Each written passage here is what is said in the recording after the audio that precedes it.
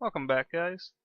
And I've been working a little bit on my little tunnel here. Saw this last time. Quick little button press. Block slide away staircase reveals. And did this off camera a good while back. And I'm going to show you how it works. Of course, I got another button on the down here. Let's close it back. Jump over here. And it's a bit tight space. I didn't initially design the room for it, so I just sort of made it fit. A couple of testing buttons laying around here. But this line here just goes in from... Oh, come on. There you go. Well, right behind there's this little redstone line goes right over here. Meets up there, and then that just goes up above the sidewall. Button press there to signal that one. So these buttons just do the same thing. Just so I could test it while I was down here. Now this comes into a pulse limiter here. I'm sorry, that's a pulse limiter. The whole symbol is a T flip-flop though. So you press the button here, this line gets powered, and it puts the power into here. That redstone will charge go through the block, but by the time that goes through there, the piston starts pushing up out of the way. Okay. Some delay on this right click so I can turn around. See in there, it's just lightning fast.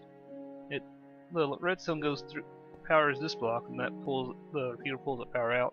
But by the time this receives a signal power, that one pushes up, which no longer can pass through. So it's a real quick impulse and just sort of jumps the piston there. Just a little fun little thing with the sticky pistons. They move too fast or lose the block. I just don't recall where I found this design, but I just pulled it off of it. I just came across and been using it quite extensively since. As far as actual stairs go, those were just my own trial and error with the system. That's the one little step here, and then these all go to a sideline that pulls all of those pistons off to the side, which pulls the floor away. I'll go back up and show you that in a second. But first here, just this little torch, when this toggles, this pushes out, puts the block there, and it powers this whole line. And this line goes off to that side to pull the side up, but this is a trickier bit because I had to work with the timing. So when it first gets powered, the power goes through here, goes into this repeater, which the repeater's just there because turn around that way, just to put power into this block to turn the torch off. So as soon as this thing comes through, power comes through here, goes to the block, turns the torch off, activates that, and that'll actually deactivate the piston, pulling the step back so that it's out of the way so the other blocks can slide out. And then when you press it again,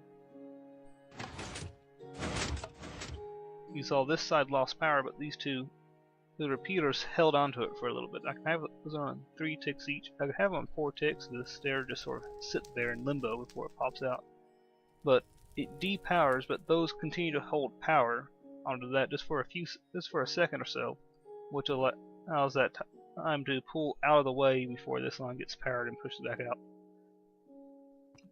And that's just a little bit more delayed for timings. A little bit annoying with the timings. I'm slightly worried that it's all going to get bubbled up here in the next couple updates, but all this is fairly simple. I don't have anything crazy here except for that, but I haven't heard any word of these being broken quite yet.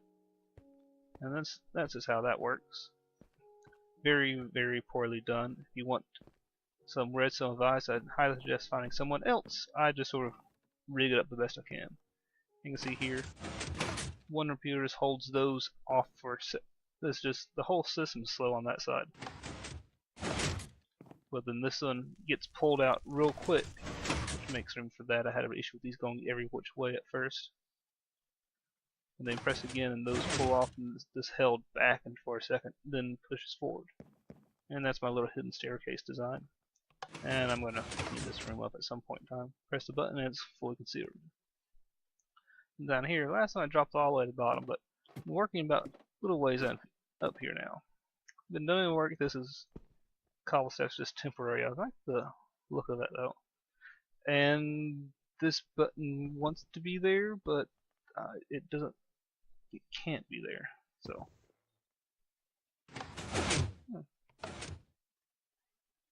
okay, that's what it is.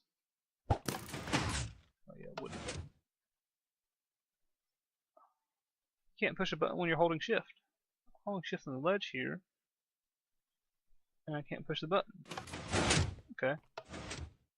And just push that button and it opens up, push another button and closes down. And it works. I'm content with that. I don't want it to close automatically. I want to have it open so I'm going to run in, grab the stuff, run back out, then hit the button. But this is going to be my storage room area here. This is a little quick thing. I'm going to have another furnace and potion and enchanting stuff all down through here. Maybe various ways. But this is going to be a storage room. I'll get to that in a second. But right through here, just a real quick door design. This is just the slave side of it. This gets power and pushes all those guys out. But the controls over here. Button comes over up. I changed that. It's all now. Okay. So a button comes in over here, and they had to be one space off because if I was having a problem with these lower pistons. You push the button would be right there, and then it power the redstone that was right here, then power the block, and that would just hold that out when it's trying to retract to the button pops back out, which is annoying. So I had to move those out a little bit. But then press the button, comes over here, and this joins up with the other side. Goes down here, meets up with the other side, and gets put in those block, and same design as the other side, except from up there for that staircase, except this one, I have this moved up. Instead of having the piston right there next to it, I have it actually on the repeater going sideways, which is a little bit better space wise. Because that way I can put the torch here and just powers over here. That one's one. Yeah, it's still a thing. Instead of being down here, it's up one block just so it's a little bit more organized. And when the doors open and activate, this pushes over, which just that block gets powered by the torch down there. Goes through here. Goes through. This is just a repeater here because this line was too long, so I put a repeater over there. So I put another repeater here just to have the timings match. And another one right there just to have the actually that one's necessary so that it doesn't get corrupted by that signal. And this had a bit of a trouble here because at first I just ran the redstone right across here, but it was powering this block and throwing it out because the signal's inverted to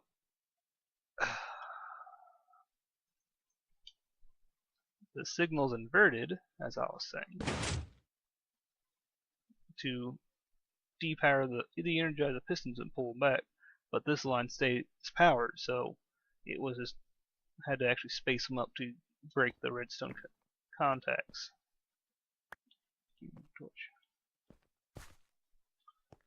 And then the signal just goes across the top, and this comes down here, powers that block, turns off the torch, runs down more, powers that block, turns off the torch, and they close. Hit it again. Well, I got bugged for a second. And there you go. And with this layout, because this torch powers this block and the air block below it, which in turn powers that one. So I can't have thought about having a timing so it's 1, 2, 3 or the reverse 1, 2, 3, but with this kind of design, this 2 piston extender, it's not quite possible. I have to have one powered from the side, one powered over here, and another one powered on the side, which is unnecessary, really. It's just a simple door.